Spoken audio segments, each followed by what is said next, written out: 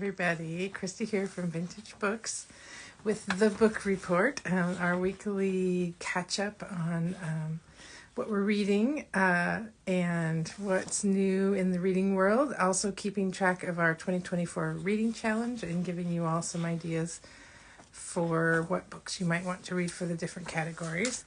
I want to start out tonight by sharing a book that one of our readers posted about after last week's get together. The book is The Invisible Hour by Alice Othman, and yes, I know it's backwards, but I will hold it here for just a second so you can see it, even though it's backward. They shared that they thought it was really beautiful, and it made them see so many of their reading experiences with a new lens. I have not gotten a chance to read the whole book of this, but I have flipped through it when it came out. It was a staff pick, I believe, when it came out. It is a reimagining of, I can't remember which, I want to say it's Nathaniel Hawthorne, but I can't remember for sure if that's correct. But it's a lot to do with female empowerment. It's Alice Hoffman, so you know it's going to be amazing. And there's some time travel involved, but it's just really beautifully written. So I would concur with her, and but they just wanted to share that with the community, that they really enjoyed that book. I just finished, and these are all ARCs, by the way, the books that I'm going to show tonight. So they don't completely accurately reflect the covers, but they're close to what actually came out. One of my favorite authors is T. Kingfisher. This is an arc of What Feasts at Night, which is the second book in her Alex Easton series. They are classified as horror, but I would say they're not, they aren't psychological horror. They're more gothic horror, just kind of creepy beasts and monsters and that kind of thing, which apparently I like better than psychological horror. But I thought these were really good. These are novellas. So they're quick reads. The first one is called What Moves the Dead, and we do have that one in paper book back in the bookstore right now.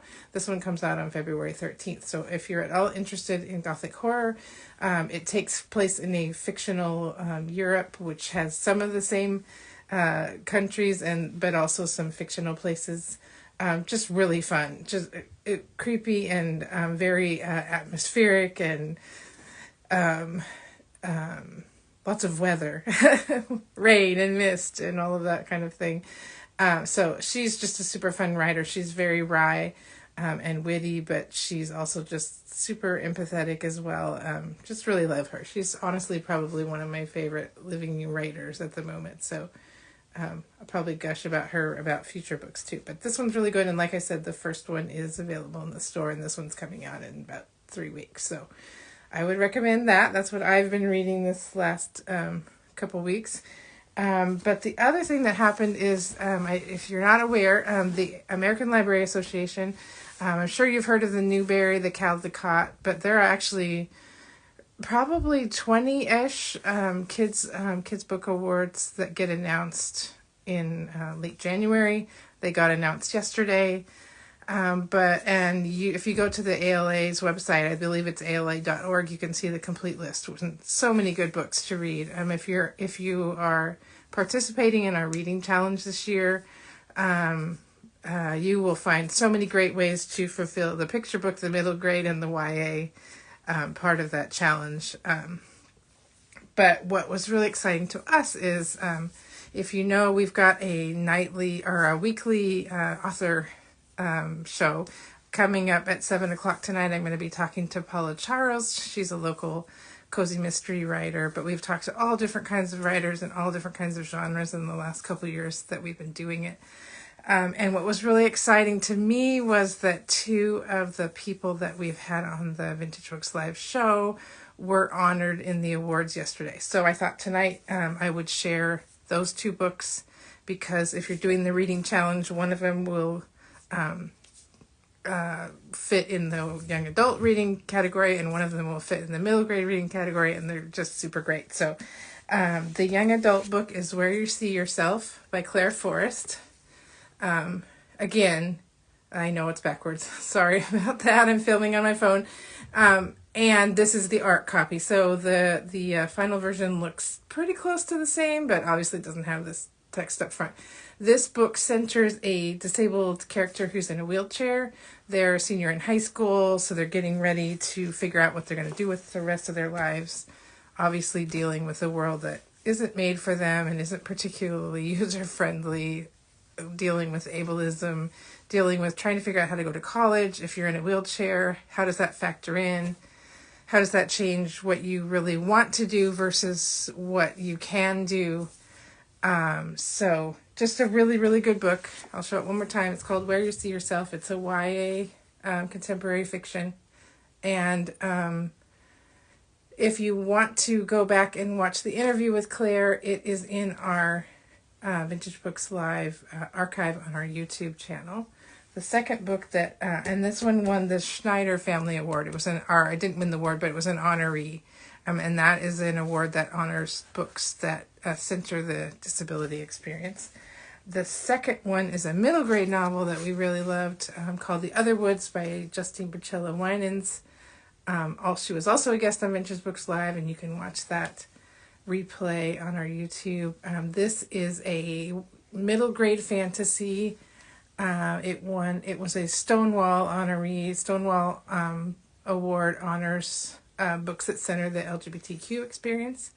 And this one is a fantasy about a character named River who is meant to be a hero and would really rather not be.